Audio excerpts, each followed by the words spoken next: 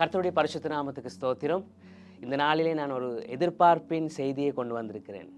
இன்று புதிய வருடம், புதிய நாள், ஜனவரி மாதம் 1ஆம் திகதி, அதாவது 1வது மாதம் 1வது திகதி. இந்த நாளிலே நான் கொண்டு வந்திருக்கிற வார்த்தை ஆதியாகமம் 1வது அதிகாரத்திலே 1வது வசனம். அந்த வசனம் இப்படியாய் கூறுகிறது: ஆதியிலே தேவன் வானத்தையும் பூமியையும் சிருஷ்டித்தார். எனக்கு அன்பானவர்களே, எங்களுடைய படைப்பின் ஆதாரம் எங்களுடைய தேவன்.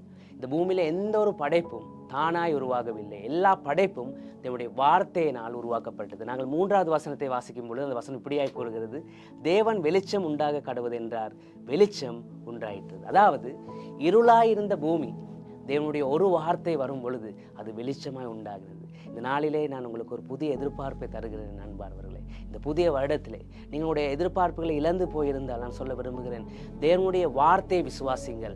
அன்று அந்த பூமியானது இருளாய் இருக்கும் பொழுது தேவனுடைய ஒரு வார்த்தை வரும் பொழுது அந்த இருள் வெளிச்சமாய் மாறினது. இந்த வருடம் கூட உங்களுடைய வாழ்க்கையில் இருளான பகுதிகள் இருந்தால் நீங்கள் விசுவாசிங்கள், தேவனுடைய வார்த்தையை நீங்கள் விசுவாசிங்கள். தேவனுடைய வார்த்தை உங்களுடைய வாழ்க்கைக்கு வரும் பொழுது அந்த இருளான பகுதிகள் வெளிச்சமாய் உண்டாக போகிறது. உங்களுடைய வாழ்க்கையில் நீங்கள் இந்த வருடத்திலே நீங்கள் அதிசயமான அற்புதமான காரியங்களை நீங்கள் காணப்போகிறீர்கள். காரணம், தேவனுடைய வார்த்தைக்கு வல்லமை இருக்கிறது உங்களுடைய வாழ்க்கையில் இருளான பகுதிகளை வெளிச்சமாய் மாற்ற. ஆகையால் அன்பானவர்களே, இந்த வருடம் எதிர்பார்ப்பின் வருடம். உங்களுடைய கர்த்தர் உங்களுடைய வாழ்க்கையிலே பெரிய ஆசீர்வாதங்களை அற்புதங்களை செய்ய போகிறார். எதிர்பார்ப்போடு கூட இருங்க. கர்த்தர் தாமே உங்கள் ஒவ்வொருவரையும் ஆசீர்வதிப்பாராக.